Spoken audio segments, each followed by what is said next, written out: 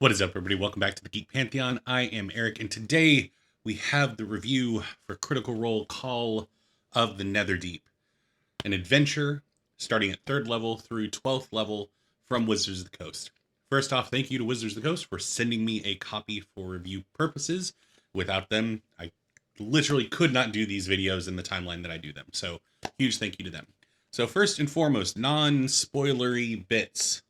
Now, I need to give a disclaimer going into this review. This name up here above Call of the Netherdeep Critical Role, I have seen a handful of episodes. I've watched plenty of retrospectives on Campaign 1 and Campaign 2 talking about Matt Mercer's style, but I'm coming at this review as somebody who is not familiar with the lore of Exandria, not familiar with any Easter eggs that might be in there or anything like that. So this is purely a D&D nerd who is reviewing an adventure just coming in cold. So this adventure is overall really, really good. I really enjoyed the story that they elected to tell.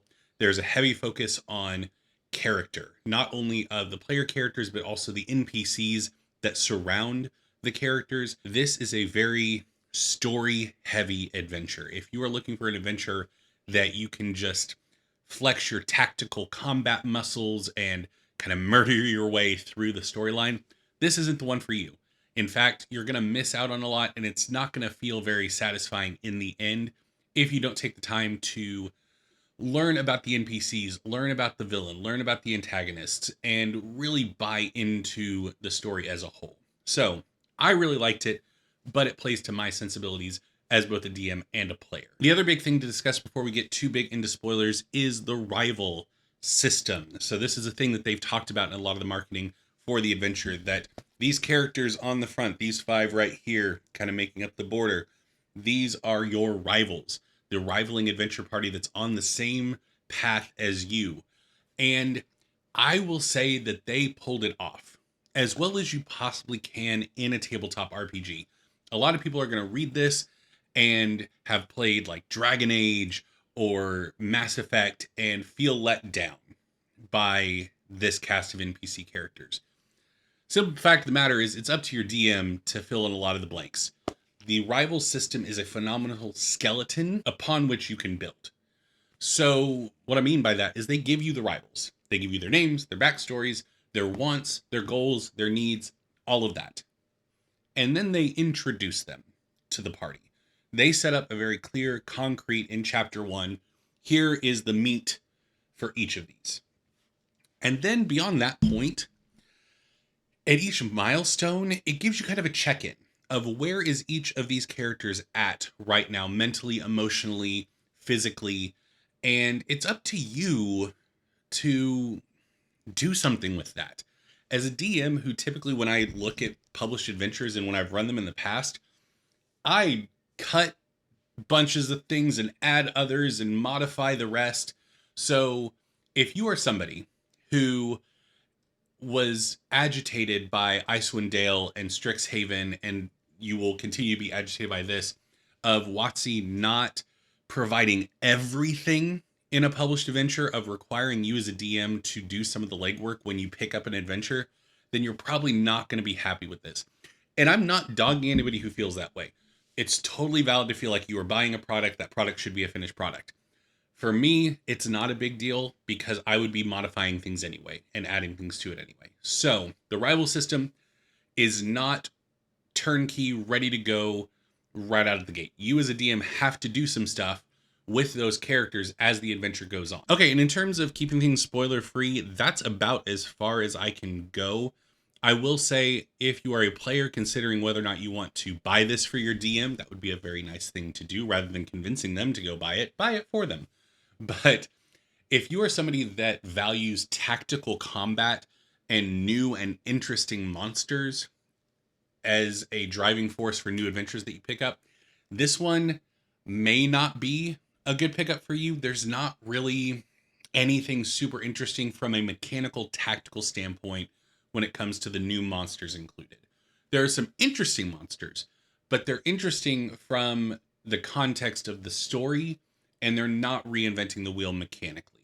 So yeah, that's the big thing that I would say for certain types of players that are interested in the combat and want to see new, interesting, exciting monsters, probably not. But if you love story and character development and interacting with NPCs and a kind of a mystery unfolding before you as you try to figure out what's really going on over the course of a campaign, then yeah, this is a great one. And there is longevity after this book ends. Once you flip the last page, there is still campaign to be had. So yeah, if you enjoy story, role play, social encounters, while still being an adventurer and fighting things, this isn't even close to being a purely social campaign. In fact, I would say you spend more time fighting in this campaign. It's just that the context in which you're fighting is what makes it interesting. Wiping away the no spoiler thing. So if you are a player that is considering getting this, I've given you what you need to know. Okay, spoiler time. So first and foremost, for DMs out there, the first section of this book, I'm going to go ahead and open it for you just so you can see. So here, pages 4 through 8 are just a big info dump. Like, look at all of the text, and all of it is pretty necessary for running the adventure. It's not necessary for your players to know. In fact, a lot of the stuff your players shouldn't know because it's like lost lore. But there's a big info dump at the beginning of the book, and you should read it. Don't skip it and start reading the adventure, because especially once you get into chapters 5, 6, 7, all of that info becomes very important. And there is a section role-playing the Apatheon, which I really like. The Apatheon is the villain? We'll get into it. But the character is very unique and is ancient and has a lot of lore and history and emotions. And so they do a really good job in that role-playing section of laying out, here are the priorities, here's what you should really be trying to convey, here's where they're being a bit duplicitous and how you can convey that. So really well done with that section. There is a substance in this adventure called ruidium, which is a new mineral that is kind of, well, not kind of, it is literally created by the Apatheon, and it has this corrupting nature to it. I really like this, and from a mechanical standpoint, you could absolutely take ruidium and plop it into any other setting if you want some material that is a corrupting force and corrupts people over time. It is tied to exhaustion levels, so keep that in mind that your players are going to be detrimented pretty heavily when they're getting corrupted. But what I really like is there are physical manifestations of the corruption that get worse the higher your exhaustion level gets. But as you get your exhaustion level under control and back down, the physical aspects of the corruption do not go down with it. So if you've hit exhaustion level 4 or 5 at one point and you have like crystals growing out of your face, if you get back down to exhaustion level 0, you still got crystals growing out of your face. So I do really like that the physical embodiments of your corruption stick around even when the mechanical elements go away. And another interesting thing, when you are under the corruption of ruidium, when you increase or decrease your exhaustion level, you take psychic damage, which I really like. And I think that if I were running this, I would manifest the psychic damage while decreasing, sleeping, as like dreams or nightmares that the player character is having related to the Apatheon story. The Apatheon story. They provide a pronunciation table, and I realized I'd never checked it like after I was done reading.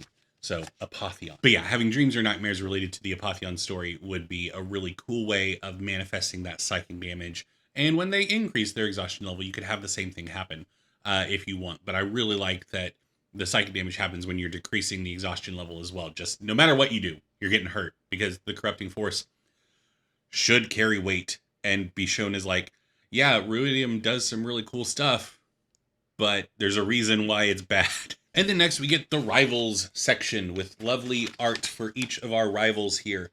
And I'm not going to get into each and every one of them. They're all very distinct, which I really like. And the other thing that I really, really like is their wants and needs and desires sometimes conflict.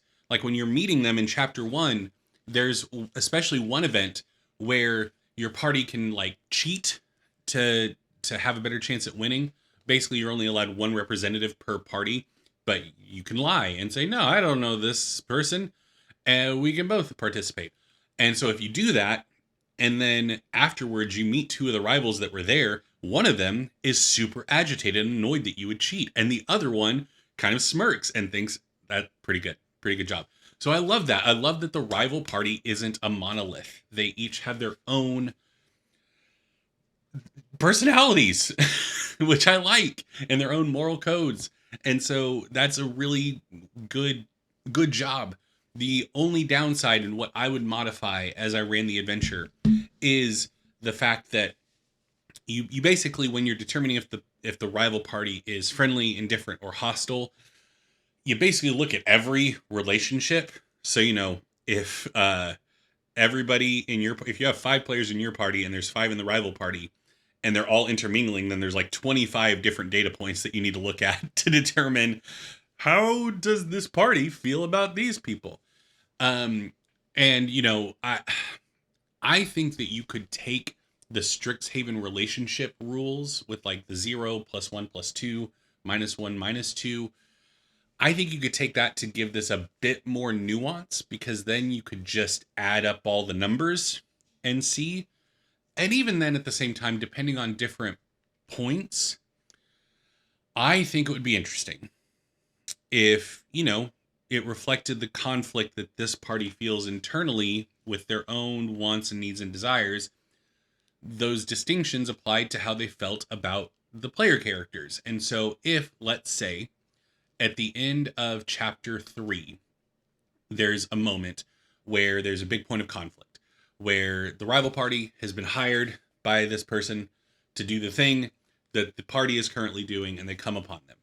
And basically what it says is if they're hostile, then they attack them, obviously. If they're indifferent, then they fight, but with the intent to knock out. And so if they're hostile, then they just try to kill you.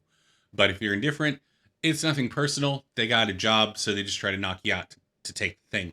But if they're friendly, then they're like, okay, we didn't know that it was you guys. Our bad. And they just don't follow through with their job that they were hired to do, because they care more about their friendship with you than they do about money.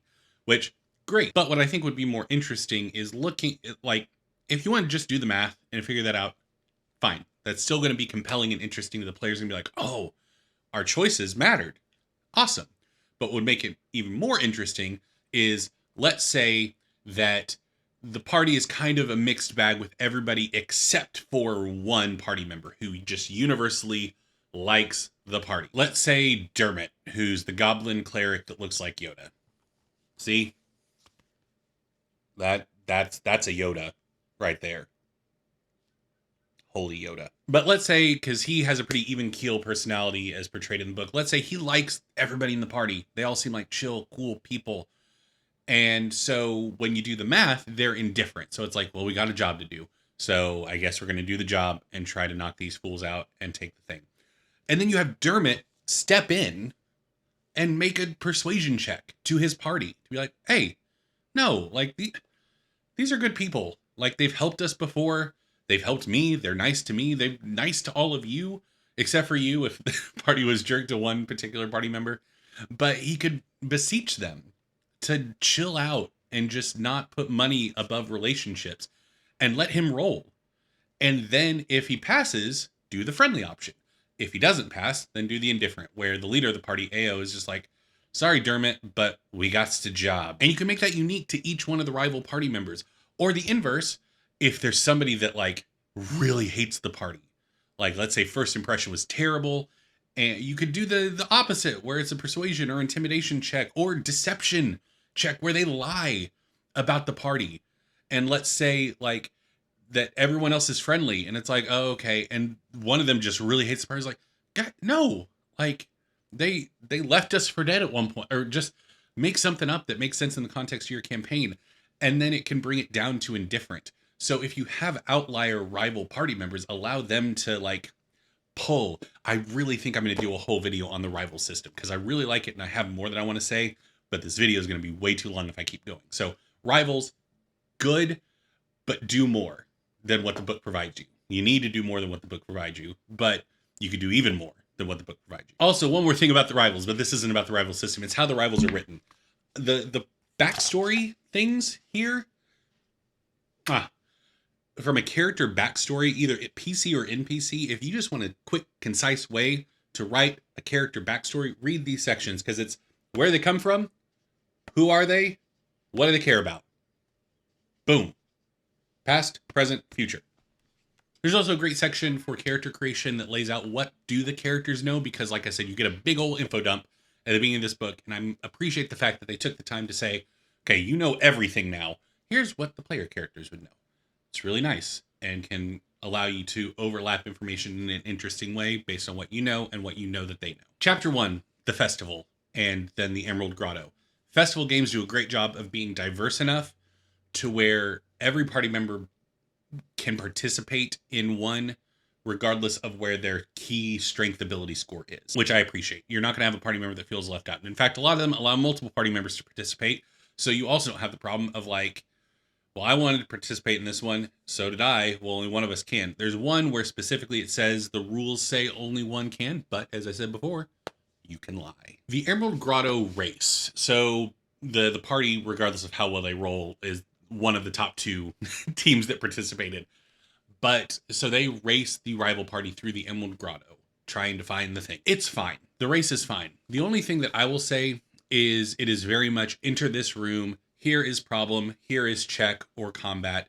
Pass, continue, don't pass, take longer, but go on anyway. Which, yeah, you should never have like a dead end where like you failed the check, you can't go any further. So, yeah, I like that part, but I don't like that it's inter-room, single check available, pass, fail, go. I would like to see it done as a skill challenge. I know I talk about skill challenges a lot. I think they're great. I think that they're not used often enough. So I may look at the Emerald Grotto and basically look at the rooms and say, okay, I'm going to read the description of the room and then allow the party to determine what check they want to make. Allow each party member, I want to try to get through the kelp tingling things this way. I want to do it this way. And then let them each make a check. If they pass, they go. If they fail, they fall back. And then you present an interesting wrinkle of, does the party just allow their fastest person to zip on ahead? Or do they hold back and try to keep the group together? And how does that relate to the rival party? So, yeah, because it ends with a big old combat encounter. So if one person gets there really quickly, whoopsie. So, yeah, but I think I would do it that way just because it provides a bit more agency and it's a bit more interesting for the players rather than make a strength check, make a constitution check, so, you know, it's also all underwater. You're swimming. So get familiar with the underwater rules, but they provide you all the means to breathe underwater, so you don't have to worry about that. So here's what's going to be the most, I would say, controversial part of this adventure. At the end of chapter 1, the player characters might not be the heroes of the story. So essentially, when you reach the end of chapter 1, whoever grabs the Jewel of Three Prayers first, and granted, the adventure does everything it can to let the players be the one that grab it. Like, literally, even if the rival party gets there first, they're like, oh, this seems weird. I don't want to touch it. Maybe one of you all should. So, if nobody in the party touches the dang thing, then it's kind of their own fault, because the adventure really wants the players to do that and does everything in its power short of the rivals, like, shoving a party member into it. So, they're not going to have a whole lot of, like, fight to be the heroes. But if you have a really passive party or a really paranoid party, they're like, you touch it first, then whoever touches it gets a vision from the Apotheon that, yeah, basically sets the whole thing in motion, and you are now destined to go save them. So, yeah, that's going to be controversial if your party was careful and passive and a little paranoid, and now all of a sudden they are the support staff in someone else's adventure. Essentially, it's either the party are the big dang heroes, the support staff, or the interlopers, the ones who feel like they should be the heroes, and so they try to undermine the rival party, who, because they touched the Jewel of Three Prayers first, became the heroes. I totally understand a DM that takes this element out. I totally understand a DM who does not want to deal with a party who are not the in the spotlight, not the ones who touch the jewel first. If you just want to make it to where the party are the ones that touch the jewel, bully. But the adventure is written, which I think is kind of interesting. There's a chance that the party has to interact with the rival party in very wildly different ways. Also, the end of chapter 1, when you get to the fight at the end, is our first kind of divergence point based on how you've been treating the members of the rival party and how they interact with you. So it starts quick. It starts quick with the divergence and different actions based on the actions of the party. Chapter 2 is the road to the next town, Bazzoxan, and I like the fact that the random encounters aren't just monster, like here are a group of monster, deal with it. There are actual like quests and story beats on the random encounter table, and some of them only occur once and they have a little asterisk, so if you roll that again, then just re-roll. But I like random encounter tables that aren't just, that don't take the word encounter to mean combat encounter. Like encounter, there's social encounters and exploration encounters. So yeah, good job there. Like it. Thumbs up. The party's time in Bazzoxan isn't super long, but it is very interesting. You get introduced to an interesting cast of NPC characters in addition to the rivals that are going to carry the party through a lot of the rest of the campaign. There's 3 NPCs primarily that the party interacts with that they kind of have to make a choice down the road in terms of their allegiance, with the faction system that comes in chapter 4 that we'll get into. But yeah, I really like the characters. They all feel very distinct and unique, and the personalities are well laid out. And then the end of chapter 3 is the Betrayer's Rise dungeon. You get a good old dungeon crawl, and it culminates with what I talked about before, with the rivals showing up, having been hired by one of the NPCs that you've been interacting with. And yeah, that it's a good moment of reflection and kind of an interesting point in which the party can maybe have a wake-up call if they've been ignoring the rival party or putting them down. It's like, hey, we've known you guys for a while. It's like, yeah, and you have not talked to us, or yeah, you've been kind of jerks, so we're gonna fight you. It's like, that seems rude. So yeah, it's a good reflection point, and the adventure does a great job of providing you check-ins with each rival member and how they're doing, how well they're not doing, and the toll that this campaign is taking on them, which I really like. I really find that interesting and compelling, and will hopefully allow the player characters to empathize and want to know them better. Ankh-Harel, when the party gets to Ankh-Harel, which is chapter 4, this chapter is huge. It's a big old chapter for 2 reasons. One, the city is incredibly well fleshed out.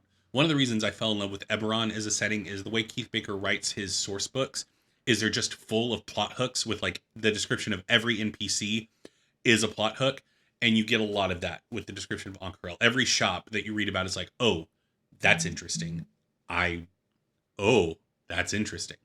So that's one reason, which kudos to that. The next is the faction system. So basically you have 3 main factions and then some minor factions.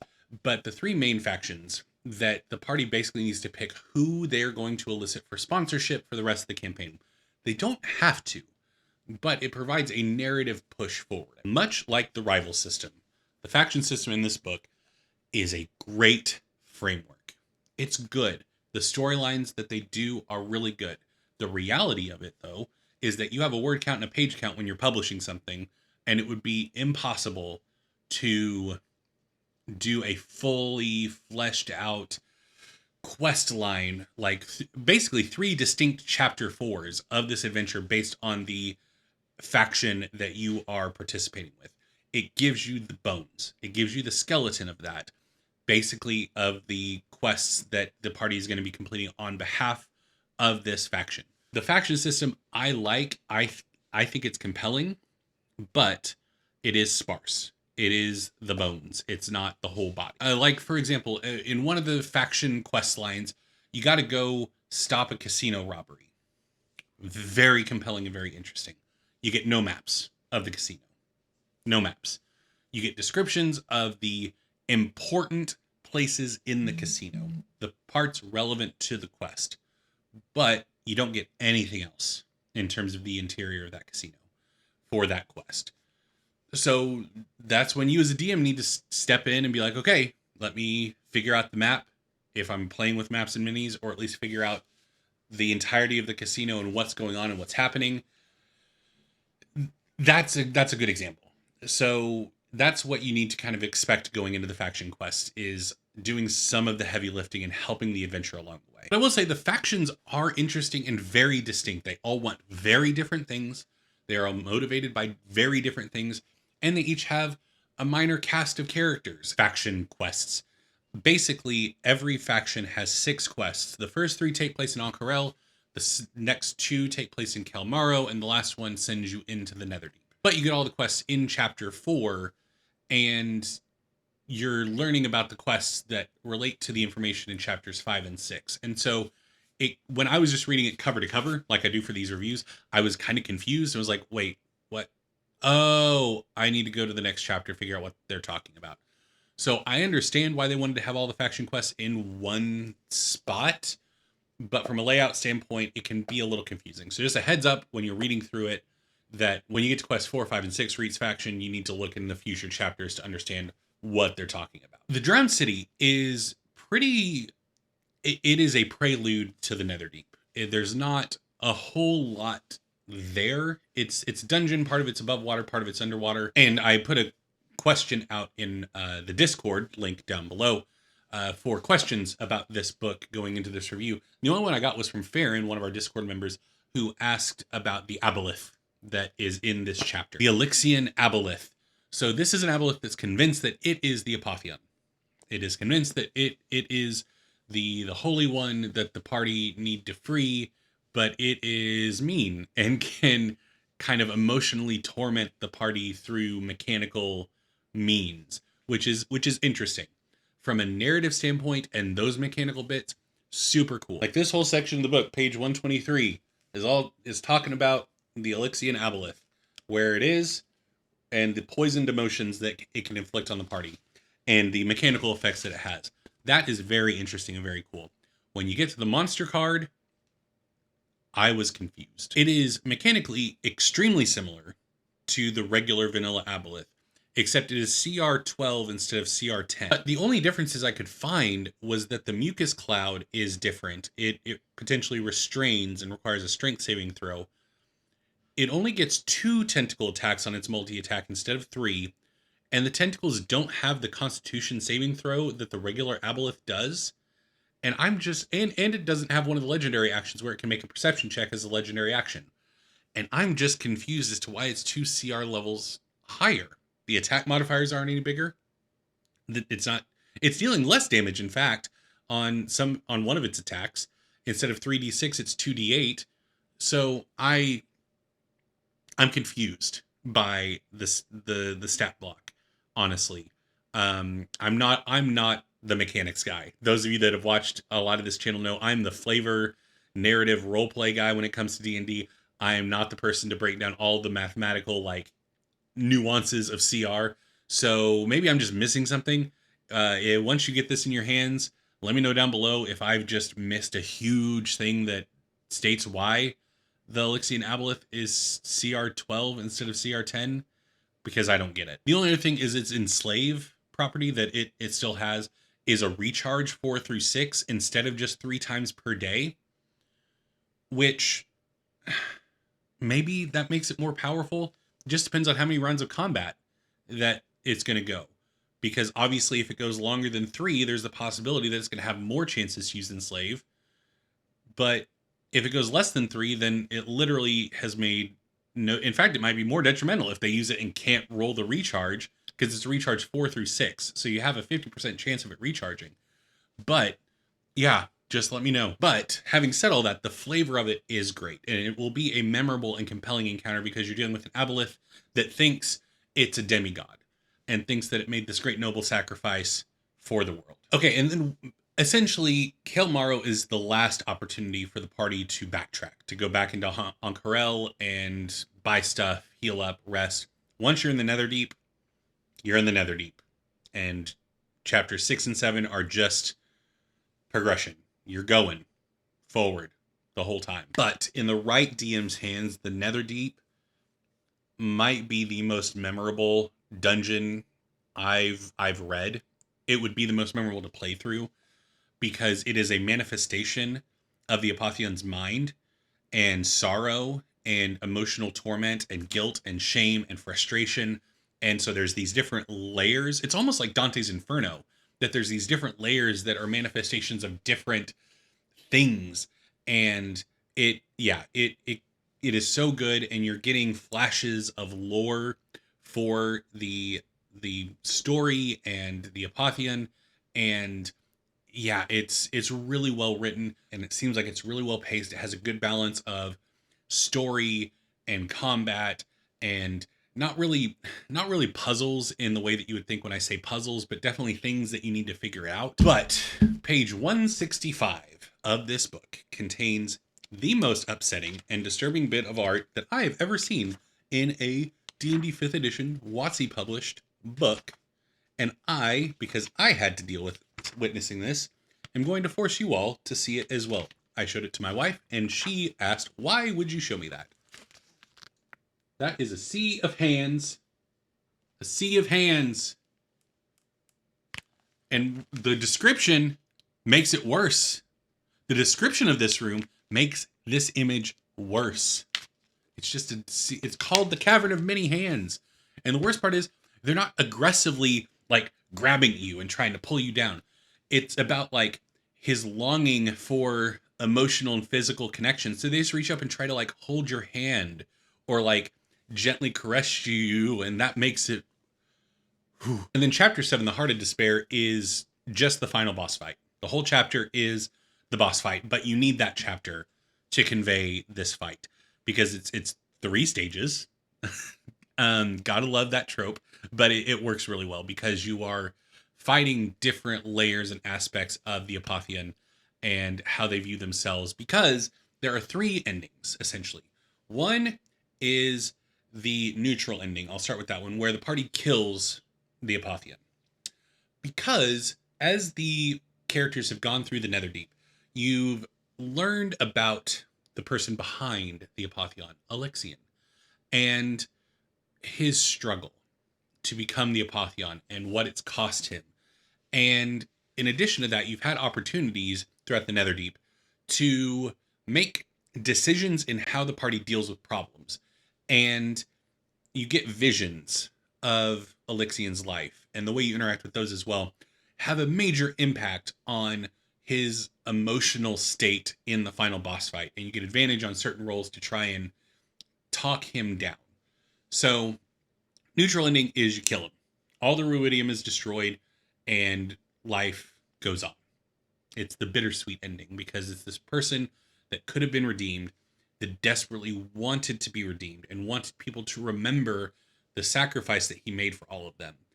And that will never be realized. But the ruidium corruption is gone. And you have the best ending, which is Alexian is redeemed. So if during the fighting, the party can make these charisma checks to try and talk the Apotheon down, it deals damage, which is great. That's a great way to make people that make a lot of charisma checks in combat not feel like their turn was wasted if it's not apparent initially that it's working, by saying you deal X amount of psychic damage because they're conflicted. So I like that. But then in the final form, essentially, and the checks go up. I think it's 15 is the DC in the first stage, 17 in the second stage, and then 19 in the final stage. But if they succeed, then the Alexian is redeemed and will leave with them and go out into the world to live out the rest of his days. The worst ending is when the party first enters the Heart of Desire, they see a statue of Alexian, the Apotheon, there, and they hear his voice begging them, saying, "Please, I've been waiting for you. You are my judges. I need you to judge me and tell me if I can leave. Tell me if I did good enough that I can leave." And if the party hasn't been paying close attention, there's every chance that they will have experienced this very tragic life and backstory and the sacrifice that this person made. And as soon as they walk in, go, yeah, it's dumb that you're imprisoned here. Go. You're good. They get to skip the boss fight. They get to skip it because he leaves and proceeds to start destroying the world through ruidium corruption because he hasn't been redeemed. He's just been unleashed. So that's the worst ending of the adventure. which is very much the launching off point. If you're level 12, boy, you've got another 8 levels to go out and save the world. And yeah, that is very compelling, very interesting. And what I love about it is it's not a fail state.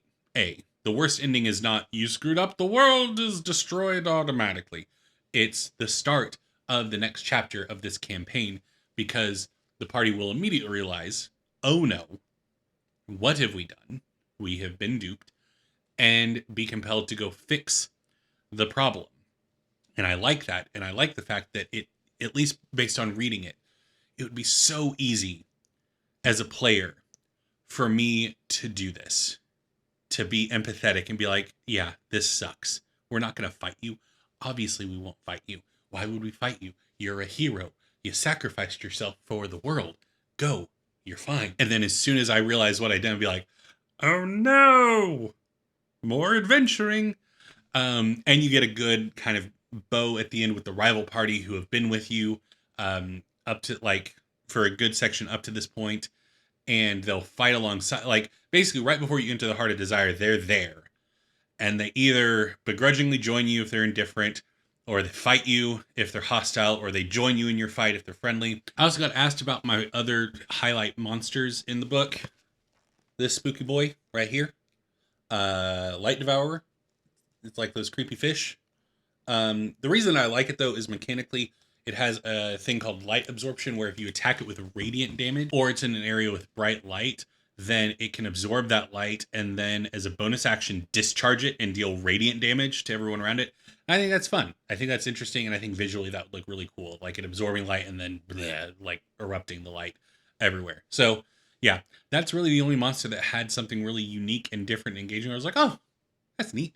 So yeah, the Light Devourer is my highlight monster of the book. And then you have some magic items in the back of the book. The Ruidium items that you have are interesting because, I really like the fact that once you've resolved the adventure and Ruidium is destroyed, if you got the good or the neutral ending, the Ruidium magic items revert to a different type of magic item. So they don't just become mundane. There is still innate magic in them. And I think that's a very smart design choice if the campaign is going to continue past this book. So good job there. Critical Role, Call of the Netherdeep. It's a good book.